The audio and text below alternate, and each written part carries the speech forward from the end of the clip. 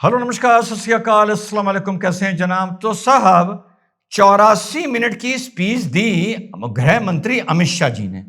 लगभग 84 करोड़ लोग तो इस स्पीच से खुश होंगे, संतुष्ट होंगे, और बाकी आप जानते हैं यही दुआ कर रहे होंगे कि किसी तरह आने वाले वक्त में कहीं पर कोई हिंसा हो जाए तो 84 मिनट की अमित शाह जी की जो स्पीच है वो बेकार हो जाए। दुआएं इस टाइम ज्यादा दो ही चल रही होंगी। पहले चल रही थी कि सिलेंडर ना मिले, पेट्रोल ना मिले। फिलहाल चल रही होगी ये कि जो अमित शाह जी ने कहा है कि लगभग नक्सलवाद का, जिसको मैं अपनी सीमित नॉलेज के हिसाब से माओवाद कहना ज्यादा पसंद करता हूं, उसका लगभग खात्मा हो गया है साथियों। और ये लड़ाई 2019 में शुरू हुई थी पहली बार, अगर आप इसकी लड़ाई के इतिहास तक जाएं। और शायद 2025 में अमित शाह जी ने यह अनाउंस किया था कि 31 मार्च तक इस नक्सलवाद का, मेरे हिसाब से इस माओवाद का सफाया हो जाएगा। और ये चीज अनाउंस कर दी गई है। और पिछले 6 महीने में जिस तरह से कार्रवाई चल रही थी, वो लग रहा था कि कुछ सोच के ही 31 मार्च यानी फाइनेंशियल ईयर का एंड दिया गया है।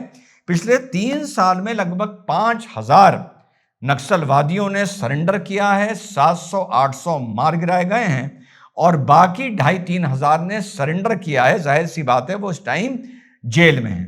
जो इनकी सेंट्रल कमेटी है अलग अलग राज्यों में, वेस्ट बंगाल से शुरू करिए, छत्तीसगढ़ हो गया, झारखंड हो गया, कुछ बिहार भी हो गया, आंध्रा हो गया, केरला हो गया, उड़ीसा हो गया, इस टाइप से जो पूरा फैला हुआ था ये, जिसको रेड कॉरिडोर बोला जाता था, इसमें अलग अलग इनकी सेंट्रल कमेटी और पॉलिट ब्यूरो जो डिसीजन मेकिंग बॉडी होती है वो 21 थी। फिलहाल सबको जो लीड कर रहे थे सब मार दिए गए हैं। और 37 स्टेट कमेटीज थी, वो सारी भंग हो गई हैं, और लगभग सारे उनके नेता या सरेंडर कर चुके हैं, जेल में हैं और मार दिए गए हैं। और एक तेलंगाना की कोई कमेटी है जो अभी भी सरवाइव कर रही है। वैसे अच्छा, मुझे तो पता था तेलंगाना की एक और भी कमेटी हो सकती है जो कहीं चार मीनारा के पास हो। एनीवे, तो साहब इस उपलब्धि पर आगे बात दूसरी और करेंगे। इस उपलब्धि पर पहले हमारे चार मीनारा के सांसद साहब को सुन लीजिए कि वो आखिर इस उपलब्धि पर क्या कह रहे हैं। मैडम, मैं यहां बैठकर सुन रहा था, हमारे शिवसेना के नेता ने इस बहस का आगाज किया। बहुत छाती मारकर बोले हैं कि हम कामयाब हो गए। होता यह है कि जो तारीख को नहीं पढ़ते वो इस तरह की बातें करते हैं। 1977 में सीपीआई एमएल ने भी 3 साल के लिए अपनी आर्म स्ट्रगल को मुअत्तल किया था, सस्पेंड किया था और कहा कि बैक टू द विलेजेस। और वापिस जब आए उन्होंने कहा कि भारत में फ्यूडलिज्म है, न्यू कॉलोनियलिज्म है, और उन्होंने हथियार उठा लिया। जितने भी लेफ्ट विंग एक्सट्रीमिज्म के लोग आज हथियार डाल रहे हैं वो अपनी आइडियोलॉजी को रिजेक्ट नहीं कर रहे हैं। एक स्टेटमेंट मुझे बता दीजिए, हथियार डाल रहे हैं मगर अपनी आइडियोलॉजी पर कायम है। और अगर वो आइडियोलॉजी सस्पेंड नहीं करेंगे तो आपने कौन सी कामयाबी हासिल कर ली? 1970 में चारू मजुमदार ने कहा था कि 70s will be a decade. उसके 7 साल के बाद वो जेल में मर गए। फिर 2004 में पीपुल्स वॉल ग्रुप एमसीसी मिला दिया गया, सीपीआई माओइस्ट बन गया, और उन्हें कहा कि 2050 तक हम न्यू डेमोक्रेसी रिवॉल्यूशन लाएंगे।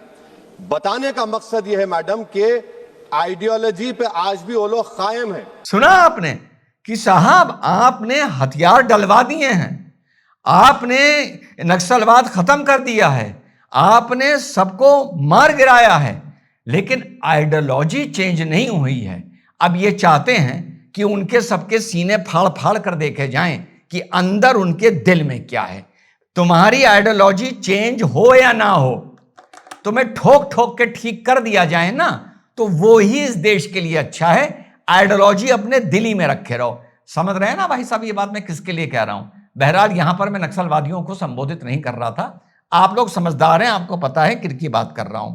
तो साहब इस पूरी लड़ाई में जो कामयाबी मिली है, इसमें सैकड़ों हमारे जवान भी भारत माता के सपूत शहीद हुए हैं, वीरगति को साथियों प्राप्त हुए हैं।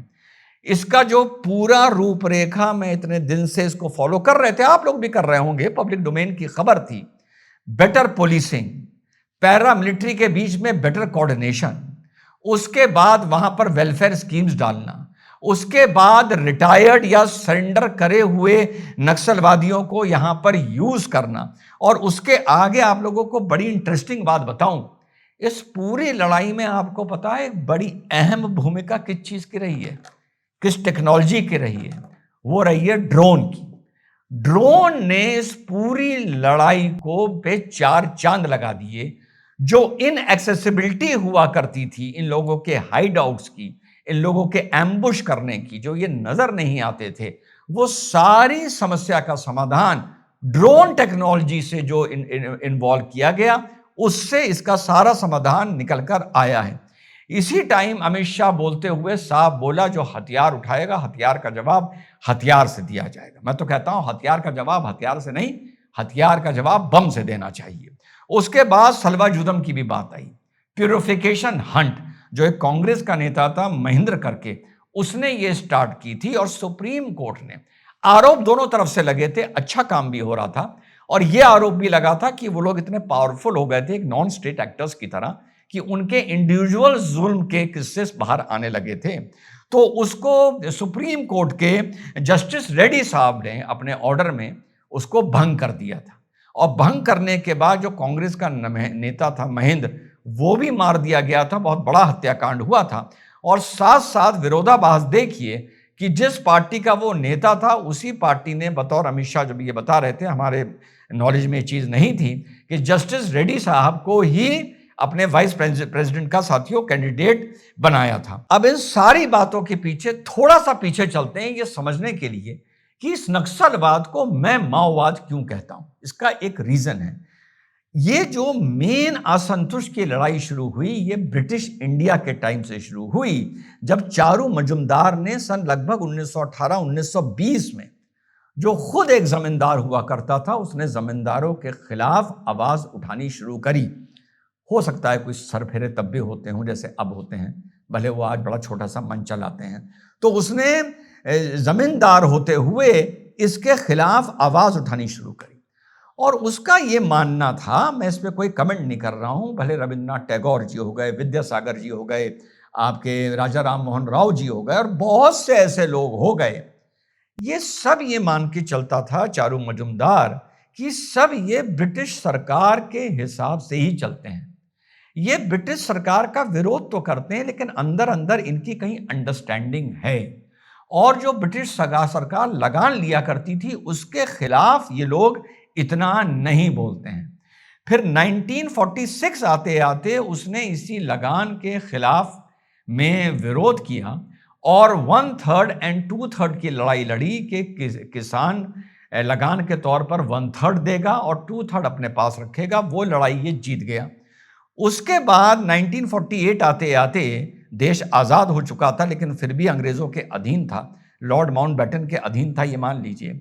इसको जेल हो जाती है। वहाँ पर ये कोई मिस्टर सान्याल हुआ करते थे, वो भी क्रांतिकारी किस्म के व्यक्ति थे, उनसे ये मिलता है, और फिर सान्याल हो गए, और उसके बाद मजुमदार हो गए। उसके बाद मजुमदार की डेथ हो जाती है, लेकिन ये लोग एक फैसला करते हैं कि ये लड़ाई जिस तरीके से हमने ब्रिटिशर्स के खिलाफ लड़ी थी, उसी तरीके से इस सरकार के खिलाफ लड़नी होगी। और सान्याल जेल में क्यों डाले गए थे? सान्याल जेल में इसलिए डाले गए थे क्योंकि उनको तो ये पता था कि वो अंग्रेजों को काला झंडा दिखाते थे। जब इन्होंने शायद चाचा नेहरू को काला झंडा दिखा दिया था, उसके बाद ये जेल में डाले गए थे। तो उनको लगता था कि अब पहले जो हम विरोध करते थे, अब उस तरीके से विरोध नहीं कर सकते शांतिपूर्ण। तो इन्होंने कहा अब हथियार उठाओ, और हथियार उठाने के बाद 1952 आते आते, चाइना में कम्युनिज्म आते आते, माओ आते आते, इन्होंने उनकी आइडियोलॉजी को अडॉप्ट किया, और इन्होंने एक आर्म्ड स्ट्रगल करने का इरादा किया। और लेटेस्ट माने मॉडर्न हिस्ट्री में, जो लोग नक्सलवादी का नाम अक्सर लेते हैं वेस्ट बंगाल में, ये नक्सलिज्म की मॉडर्न हिस्ट्री है। पहली हिस्ट्री इसकी 1915-1918 से शुरू हो जाती है। ये मिडिवल हिस्ट्री है, ये मान लें नक्सलवाद को लेकर, और अब मॉडर्न हिस्ट्री चल रही है। तो ये है इसकी कहानी, और जिस कहानी के पीछे सिर्फ इन क्षेत्रों का जो उत्पीड़न हुआ, जो ट्राइबल्स का उत्पीड़न हुआ, जो यहाँ डेवलपमेंट नहीं हुआ, उसके बाद आते आते जो कंपनीज को इनके रिवर्स तक और फॉरेस्ट मतलब रिवर्स में भी इन लोगों को फिशिंग बैन कर दी गई, लेक्स में फिशिंग बैन कर दी गई, जंगल्स टेक ओवर कर लिए गए। तो ये सारी है कि एक डेवलपमेंट तो हर दुनिया में हर जगह हुआ है, लेकिन यहां पे कांग्रेस की सरकार ने सस्टेनेबल डेवलपमेंट नहीं किया। सस्टेनेबल डेवलपमेंट का मतलब यह होता है कि डेवलपमेंट भी चलता रहे और वहां के जो नेटिव लोग हैं उनकी भी बात मानी जाए। और एक तरफ जो एक लड़ाई अधिकार लेने के लिए हुई थी, जब वो हिंसक हो गई तो फिर वो सिलसिला रुका नहीं, वो हिंसक होती रही, देश विरोधी ताकतें उनको सपोर्ट करती रहीं। भले सरकारें बदली, लेकिन वो अपनी नक्सलवाद को लेकर नीति को यू टर्न नहीं कर पाई। बीजेपी ने हाल में गृह मंत्री जी ने बहुत मौका दिया करने के लिए, लेकिन वो चीज इतनी आगे बढ़ चुकी थी कि उसका वापस आना तय नहीं था। लगभग माना जा रहा है कि इस लड़ाई में रेड कॉरिडोर इरेडिकेट हो चुका है। एक टाइम पर तो बहुत ही डर था, आई स्टिल रिमेंबर, आज से 25-30 साल पहले की बात। लेकिन जैसा मैंने बताया, इस देश में 50 करोड़ लोग हैं जो इस टाइम 2-3 दुआएं कर रहे हैं, प्रार्थना कर रहे हैं, जो भी कर रहे हैं कि एक तो गैस में जल्दी से जल्दी देश में गैस के सिलेंडर मिलने बंद होने चाहिए, पेट्रोल को लेके हाहाकार होना चाहिए, पेट्रोल पंप पर law and order problem create होनी चाहिए, वायलेंस होना चाहिए। और अब एक नई प्रार्थना या दुआ अमित शाह जी ने लोगों को करने को दे दी है कि जल्दी से जल्दी कोई नक्सलवाद को लेकर कोई हिंसा होनी चाहिए, जिसको चलते अमित शाह जी का मजाक उड़ाया जा सके। जय हिंद, वंदे मातरम, खुदा हाफिज।